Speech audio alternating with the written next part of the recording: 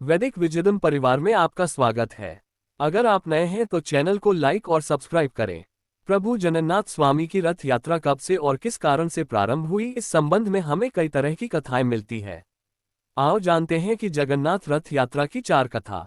पहली कथा, जब राजा इंद्रद्युम्न ने जगन्नाथ, बलभद्र और सुभद्रा की मूर्तियां बनवाई तो रानी गुंडिचा ने मूर्तियां बनाते हुए मूर्तिकार विश्वकर्मा और मूर्तियों को देख लिया, जिसके चलते मूर्तियां अधूरी ही रह गई। तब आकाशवाणी हुई कि भगवान इसी रूप में स्थापित होना चाहते हैं।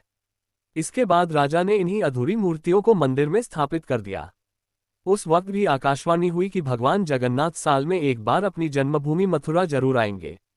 स्कंद पुराण के उत्कल खंड के अनुसार राजा इंद्रद्युम्न ने आषाढ़ शुक्ल द्वितीया के दिन प्रभु के उनकी जन्मभूमि जाने की व्यवस्था की।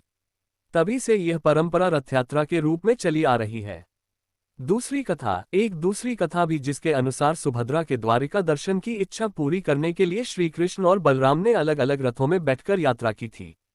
सुभद्रा की नगर यात्रा की स्मृति में ही यह रथयात्रा पुरी में हर साल होती है। इस रथयात्रा के बारे में स्कंद पुराण, नारद पुराण, पद्म पुराण और ब्रह्म पुराण में भी बताया गया है। तीसरी कथा, एक बार राधा रानी कुरुक्षेत्र में श्री कृष्ण से मिलने पहुंची और वहां उन्होंने श्री कृष्ण से वृंदावन आने का निवेदन किया। राधा रानी के निवेदन को स्वीकार करके एक दिन श्री कृष्ण अपने भाई बलराम और बहन सुभद्रा के साथ वृंदावन के द्वार पहुंचे। तो राधा रानी, गोपियों और वृंदावन वासियों को इतनी खुशी हुई कि उन्होंने तीनों को रथ पर विराजमान करके उसके घोड़ों को हटाकर उस रथ को खुद की अपने हाथों से खींचकर नगर का भ्रमण कराया।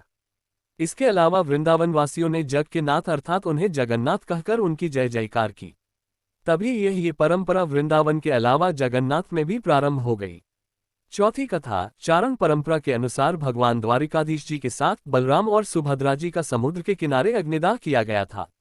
कहते हैं कि उस वक्त समुद्र के किनारे तूफान आ गया और द्वारिकाधीश जी के अधजले शव पुरी के समुद्र के तट पर बहते हुए पहुंच गए। पुरी के राजा ने तीनों शवों को अलग अलग रथ में विराजित करवाया और पूरे नगर में लोगों ने खुद रथों को खींचकर घुमाया और अंत में जो दारू का लकड़ी शवों के साथ तैर कर आई थी उसी से पेटी बनवाकर उन शवों को उनमें रखकर उसे भूमि में समर्पित कर दिया। इस घटना की स्मृति में ही आज भी इस परंपरा को निभाया जाता है। चारणों की पुस्तकों में इसका उल्लेख मिलता है। अगर वीडियो पसंद आया तो कमेंट में जय जगन्नाथ लिखें। Please like and subscribe.